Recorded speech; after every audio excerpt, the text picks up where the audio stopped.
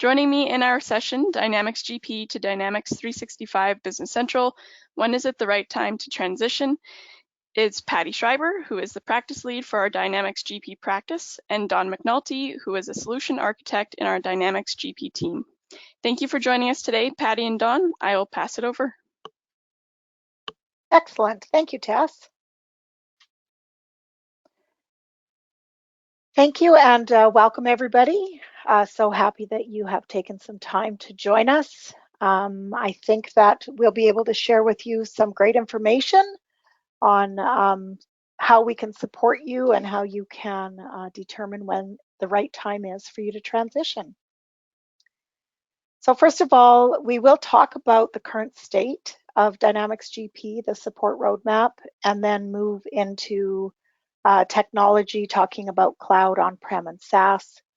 And then finally, really rounding out our discussion today about when the right time is to transition. So just getting started here, I always find it interesting the acronyms that are used by Microsoft. Many years ago, at least 20, I was at a session with them where they talked about FUD, and FUD is probably something most of us have heard about. FUD is fear, uncertainty, and doubt. And one thing I definitely want to do today is very specifically with facts, talk to you about what's happening with Dynamics GP. So GP is currently supported. I think there was a little bit of fear, uncertainty, and doubt over the last few months about what's happening. But as of right now, Dynamics GP is supported.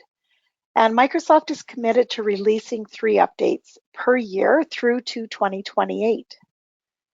The modern lifecycle is where Microsoft Dynamics GP sits now.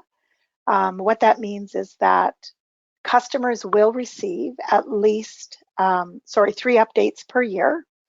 And by updating to at least one of those 3 releases, you will be considered current on the modern lifecycle. GP is an on-premise solution. You definitely can host Dynamics GP in the cloud, but we just have to remember that it's not a true cloud solution or a SaaS solution. By moving it into the cloud, you still have on-premise technologies that you're using to operate GP. But it is just hosted in the cloud, so there are other advantages that you're taking.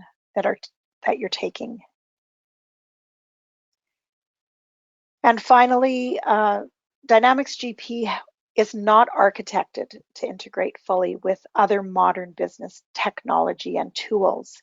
And I say that because looking at the life cycle or the life span of Dynamics GP, I think Don and I both use GPA, which is pre-Dynamics.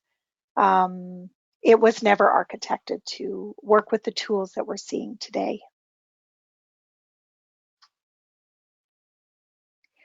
So the lifecycle policy is something for us to be aware of. Fixed lifecycle policy is really where Dynamics GP sat for many years, most of its history. And what that meant was that Microsoft provided support for 10 years of each release. The first 5 years was considered mainstream support, and that is where things like regulatory compliance, tax tables, those types of things were fully supported in. And then we had an extended support period, so an additional 5 years where support was provided for bugs or undocumented features that prevented you from completing certain tasks. So they definitely would fix them, but in the last 5 years extended support, there weren't releases that provided you with new features and functionality or anything of the such. The modern lifecycle policy really states that products are supported as long as the customer, as long as you stay current.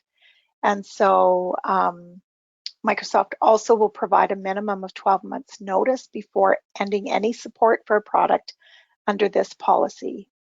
The other thing to note when talking about the lifecycle policy is that the Dynamics group of products, Dynamics D365 Business Central, Sales, Finance and Supply Chain, are all governed by the Modern Lifecycle policy. And that is where you'll find the current versions of Dynamics GP sitting as well. So looking at this visual really of support, you'll see that 18 GP 2018 and 2018 R2 are the last releases in the fixed life cycle. It has now hit the end of its mainstream support and is in extended support. And so Dynamics GP 18.3, 4, and now 5 that was recently released in October of last year are all following the modern life cycle. So what does this mean? It's really important that you feel comfortable that you can continue to use GP until you're ready to make your transition.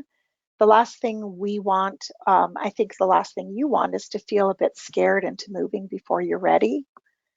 If GP fits what you're doing today in your organization and you plan to stay there, it'll be important for you to plan to stay current in GP. And so in order to receive that continuous support and updates, the plan to stay current.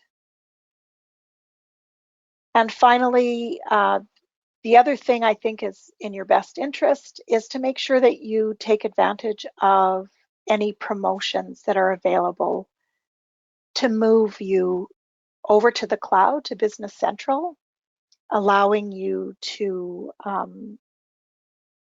take advantage of your current investment. And so a lot of these licensing programs that give you access to D365 BC.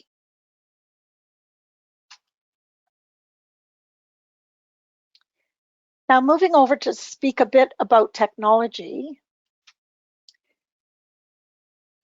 When we think about Dynamics GP as an on-prem solution moving into Dynamics Business Central, a SaaS solution, you really need to assess your cloud strategy. So if one of your goals is having all of your critical systems fully cloud enabled on SaaS, you may need to decide to move sooner rather than later.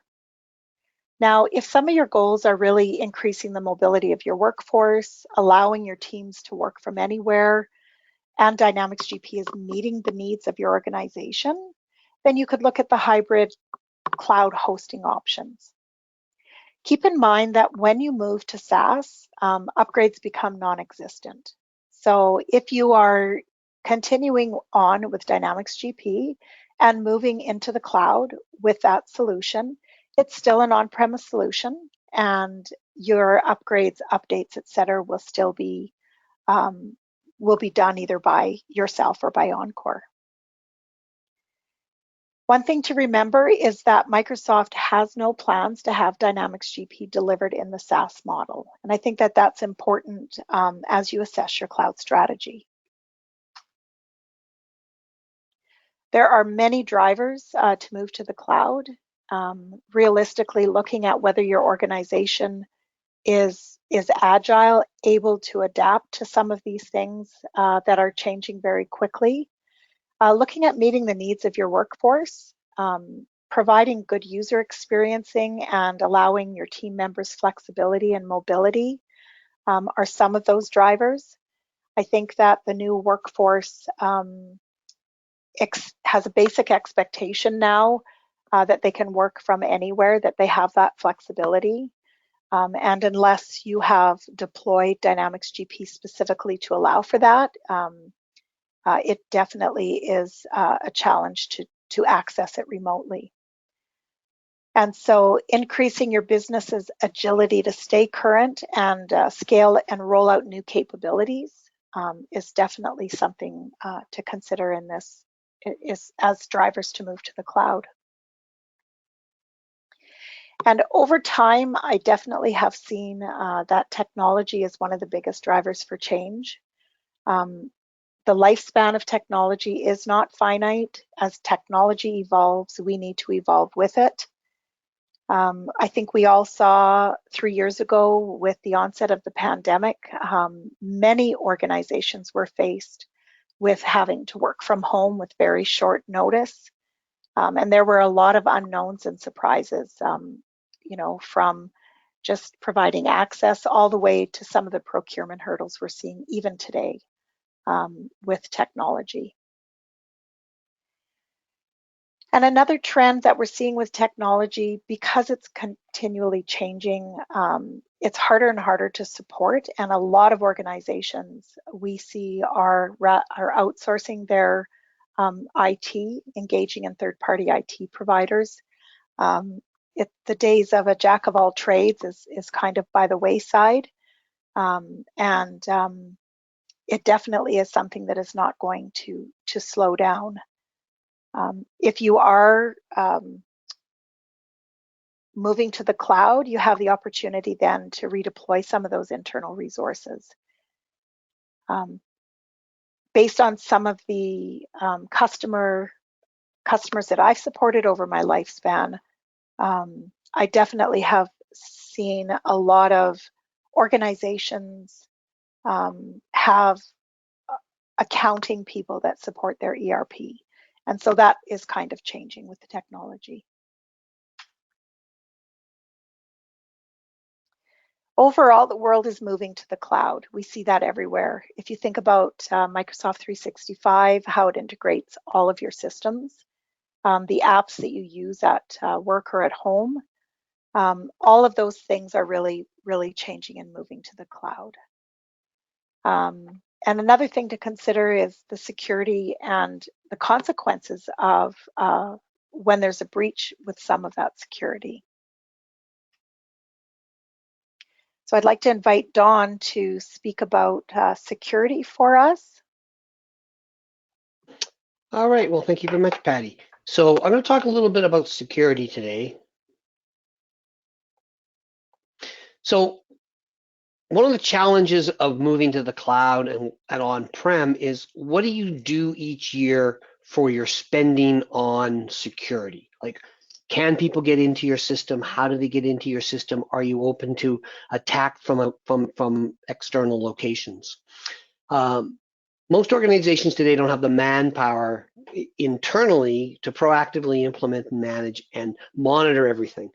Microsoft itself spends billions of dollars, $1 billion a year in cloud security just to maintain that Office 365 and their Azures and things like that. The object here is that you're outsourcing it to them because you want them to look after things like that, so you don't get things like ransomware, and you don't get hacked or anything like that. So you want to try and maintain that the best you can. The cloud solutions themselves, like Business Central, they're already done. It's already been hardened for that, so that the chances of anyone being able to break in and any threats that you've got are greatly reduced based on the Microsoft team. So the application security in Dynamics 365. So what they've done is they've secured the authorization to the database behind your users are at the top end. That's the username and password that you log into your system with. Underneath there, we have a license, and then we have database, companies, objects, and records. That's how we set the permissions on that.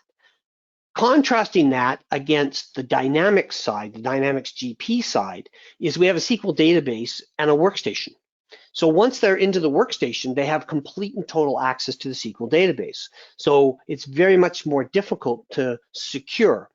As I move my SQL GP into a hosted environment, I can help secure that by limiting the access to the individual user's workstation, i.e. the RDS server.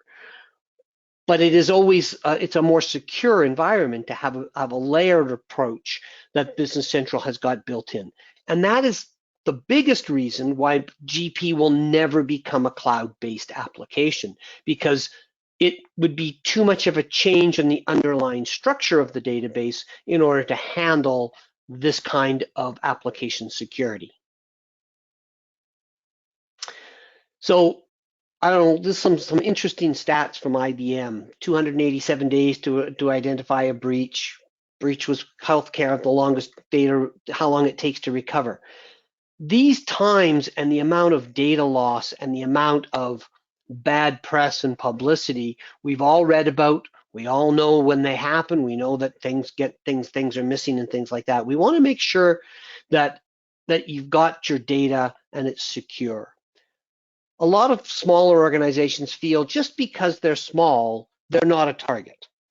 Well, everybody's a target. They have automated programs that go around looking for access points and seeing if they can't use your hardware or your information for anything. Can we sell some of it to someone, or whether we can use your equipment to attack another site so that it looks like you're attacking it instead. So that's what we have to be aware of. We have supported a number of customers that have been hit by ransomware. Very difficult to recover from. We have to make sure we've got all of this. So the benefits of moving to the cloud. We have that Microsoft investment in the security. So you've got your security and your compliance done. You don't have to worry about it. Because of the sheer volume of data that they use and the intelligence that they provide and the AI and the amount of money that they spend, they're constantly trying to stay ahead of the bad guys. So it's all a matter of, I call this a little bit of a, on-prem systems tend to be a little bit like a M&M, hard on the outside, soft on the inside. The object of the exercise is that once you get through the firewall on an on-prem system, the person has global access. That's not true in the cloud. It's constantly validating to make sure that you're who you say you are and things like that. And Microsoft Cloud Compliance allows that, lifts that burden from the individual companies from doing that. It can help you reduce costs. We can eliminate hardware, so we don't no longer require servers. We no longer require the administrative costs. We no longer worry about retiring the products. What do I do with it? How do I strip my old data off the hard drive so that I don't destroy them so that people can't read them when they're not supposed to? It also reduces deployment costs. I can now point someone to a browser and say, here's how you get into your ERP system. Go to this browser. This is the web page. Log in, and we're ready to go. It also reduces disaster recovery and backup costs because the backup costs and stuff are being handled by Microsoft Online. Those backup costs are important because we need off-site backups or third-party backups. So if your server does go down, you have the ability to recover. And that is something that, we had one client who had their location broken into. They stole, not only did they steal the servers and all of the workstations, but they also stole all the backup disks. So they had no backup. You need to make sure that those backups are held externally to the firm. Someone needs to be responsible to do that. So these are the kinds of costs that are soft costs that you don't really realize that you're spending, but somebody has to look after them. The cloud also promotes teamwork integration. And what it does is it allows us to use more of the documents elsewhere, so that if I'm at home or if I'm on the road, I have access to all this data without necessarily being in the actual physical office. So how do we simplify it? So eliminates the on-prem. So we do upgrades of GP all the time. There's a large amount of investment that's required in order to move from, say, version 16 to version 18 or version 18 to 18.5. Those upgrades are expensive over time. Those upgrades occur automatically with a SaaS-based solution. There's no need to patch. There's no need to upgrade. Nobody needs to patch servers because the servers are looked after by Microsoft. We do not need to patch our servers. We don't have to patch our ERP. And the cloud also promotes agility. Again, it allows you to stay current. You're up to date with your technology. As new features and functionality rolls out with things like Power BI and Power Automate and things like that, we can use those features and functionalities within the ERP and the SaaS model without having any additional charges in order to activate it. It's not that we can't use Power BI with GP, because we can, but it does require that you have to load and upgrade and patch your GP instance in order to provide the information into Power BI. Power BI, on the other hand, can automatically read Business Central directly. So now I'm going to hand it back to Patty. She's going to handle readiness. Thank you, Don. So when we talk about readiness, we need to really kind of switch our view and think about this move to the cloud as a strategic business decision, not an ERP decision. It used to be that when all systems were on-prem, you were really comparing feature functionality between solution A and solution B. But a move to the cloud is quite different, a move to Business Central. So you should also assess what additional features and functionality your move to Business Central will support in regards to the objectives, my apologies, of the organization. And so really deciding what's working and not working and how this new solution will fit in. If you're not going fully cloud, so SaaS, Business Central, consider hybrid. Does this work? Does this help you balance out meeting your strategic objectives of moving to the cloud? And then also considering the ability to take advantage of other go-forward applications when technology is in play, when we're moving to the cloud, connecting to sales, service, finance, operations, different areas of the organization. Is that something that you're considering? And then document your current processes related to GP and identify those gaps and really think about what's working and not working. Most of you who are using GP have been on it for many years, probably average 10 or more years. And really, when you started working with the solution, are you completing your processes based on how the software works or worked many years ago? Or are you really doing what needs to be done to get the end requirement that the organization is looking for? So really go through and think about what's working and not working. And I can guarantee that once you do that, really dig in, you'll have a lot more confidence in making your decision.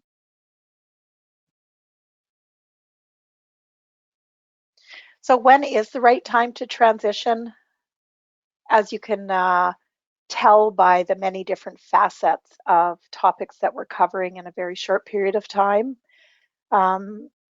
If you're looking to improve data security and address ever-changing regulatory compliance requirements, if you're looking to be fully SaaS, if you're looking to reduce costs of your on-premise upgrades and maintenance or reducing downtime for physical upgrades, maybe eliminating ongoing infrastructure costs. And if you're looking to modernize systems with the go-forward technology concept, you're probably looking at, in some of these cases, sooner rather than later. Once you've been able to assess your cloud strategy and determine where your ERP fits into that, making a commitment to technology, so whether you're committing to moving to the cloud as part of that technology change, or you're planning to stay where you are, it's important for you to ensure that your solution stays compatible with the ever-changing technology, and with GP that does mean planning for annual updates. And then when you've identified what's working and not working, you'll have that ability to look at sooner or later. And mapping out your timeline. Give yourself the right amount of time to do this properly. This isn't a project that'll be done off the side of your desk. It is a project that takes some time, investment from yourself. And it's important that, that we do this properly with you. So the right time to transition is different for every business. Factors that really affect that determining what the right time is. Again, assessing your cloud strategy, timing it with business seasonality. When is your busy time? When is the best time for you to make this change? Looking at budget, and of course that's financial as well as resourcing. And then making sure that you have the right internal resources available to assist with the planning and the testing. Encore is here to help you, whether you stay with GP or whether you choose to move to Business Central. As a valued business partner with your organization, we are definitely here for you to support you.